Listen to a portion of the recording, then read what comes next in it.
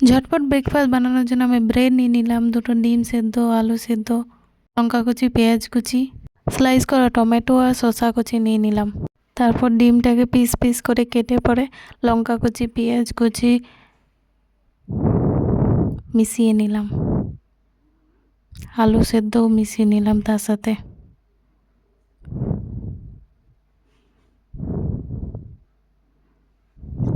তারপর নুন, গোলমরিচ, টমেটো, কেচাপ নিয়ে পরে পেস্ট বানিয়ে নিলাম একটা।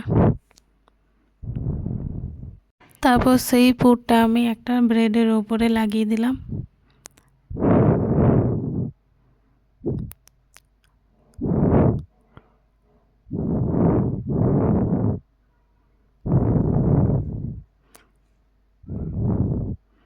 তার ওপরে টমেটো স্লাইস, শসা স্লাইস দিয়ে দিলাম।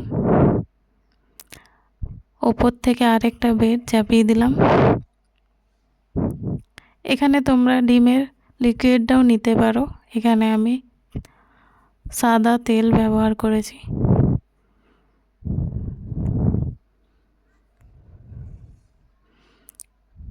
উল্টে নিয়ে চাপিয়ে দিলাম।